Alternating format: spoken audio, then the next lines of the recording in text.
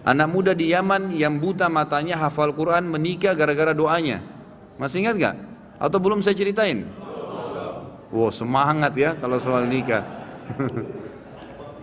Ada satu anak muda di Yaman, kisah nyata terjadi. Dia hafal Quran dan waktu itu umurnya mencapai 23 tahun. Dan ini kisah sempat menghebohkan Timur Tengah. Ini tentang masalah dahsyatnya doa. Pada saat itu ikhwas sekalian dan akhwat, dia bilang sama orang tuanya, sama ayahnya, ayah, saya kayaknya merasa ingin menikah. Ayahnya ini setiap kali dia minta nikah pasti dibatalkan. Kata ayahnya, siapa yang mau menikah dengan kamu nak? Kamu buta, kamu gak bisa melihat, kamu sendiri harus diurus oleh orang lain. Belum tentu ada perempuan yang mau sama kamu. Nantilah gitu. Selalu begitu. Dia bilang lagi, sama lagi dipatahkan sama orang tuanya. Sampai akhirnya satu waktu dia putus asa, dia bilang, ya Allah, dia berdoa, ya Allah, tunjukkanlah kepada ayahku kalau aku ini layak menikah. Dan dia selama sebulan, perhatikan ya, ada kasus ini, dia berdoa sebulan, bukan berdoa sehari, 2 hari, 3 hari. Dia berdoa sebulan, yang dia minta sama Allah apa? Ya Allah, kasih saya seorang istri yang cantik, kaya, pintar. Semua dia minta nih, tiga-tiganya, gitu kan. Pokoknya cantik, kaya, pintar, gitu kan. Dia berdoa sebulan, terus dia berdoa sebulan. Dan ini umumnya nanti akan saya datangkan kisah lain. Ingatkan saya sebentar, ada kisah seorang dari salaful ummah juga dari tabi'in yang kaya raya, bangkrut jadi kaya gara-gara berdoa sebulan. Memang ada batas waktu seperti itu ya. Kadang-kadang tergantung bobot permintaan. Maka dia berdoa sebulan.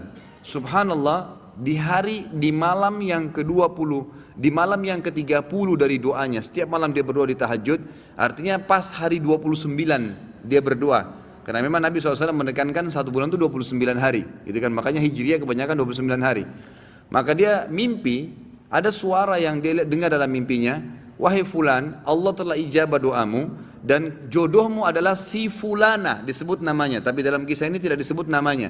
Ya, si fulana yang tinggal di kampung sebelah, nama ayahnya fulan, gitu kan? Dia bangun, besok dia ketemu sama ayahnya, dia bilang, ayah, di kampung sebelah ini ada namanya kampung ini enggak? Ini di Yaman terjadi ya. Ayahnya bilang ada. Kata si anaknya yang buta ini, ada enggak seorang di sana laki-laki bernama Fulan, namanya ayah perempuan ini? Ayahnya bilang ada, dan itu tokoh masyarakat di sana. Baik, ada enggak anaknya perempuan bernama Fulana? Kata ayahnya ada. Kata si buta ini, lamarin buat saya. Kata ayahnya, ini kau sudah gila. Sedangkan minta orang yang biasa saja belum tentu diterima, apalagi minta anak pejabat kaya, dan itu terkenal cantik, terkenal kisahnya banyak nolak laki-laki. Orang antri di rumahnya ngelamar. Ya biasa orang punya kelebihan biasa begitu kan.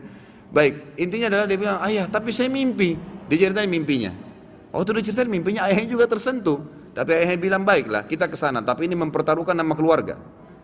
Bisa diterima bisa tidak, gitu kan. Pergi ke sana. Tiba di kampung sebelah, ringkas cerita, ngobrol lah, disambut oleh tuan rumahnya, lalu ngobrol-ngobrol secara umum, kami dari sini, terakhir menyampaikan hajatnya, ini anak saya, orangnya buta, tapi dia hafal Quran, orang yang soleh tinggal di rumah tapi tidak ada pekerjaan gitu, dan dia meminta terus terang kepada saya, agar melamar anak anda. Tahu apa yang terjadi ikhwah? Ayahnya perempuan, tanpa nanya banyak kepada anak laki-laki, mengatakan saya terima lamarannya. Ditanya sama ayahnya si laki-laki ini, sama si laki-laki juga, ayahnya terutama yang tanya, kok kenapa anda langsung menerima, belum tanya anak saya, belum tanya kegiatan sehari-harinya apa?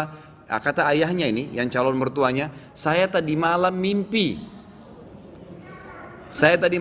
mendengarkan suara bahwasanya besok akan datang seseorang bernama Fulan dari kampung sebelah, buta matanya, hafal Quran, terima lamarannya. Mimpi ini, kan itu. Tapi sebulan berdoa, antum baru 2 minggu sudah kempes, makanya nggak dapat, gitu kan. Kemudian kata ayahnya, saya terima lamarannya, tapi saya belum bicara sama anak perempuan saya. Ini luar biasa kisahnya. Dia bilang, saya tanya dulu anak perempuan saya, kalau dia terima alhamdulillah, kalau enggak berarti tidak.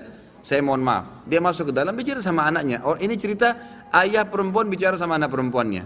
Dia bilang, nah ada orang dari kampung sebelah, orang baik, dipuji-puji dulu.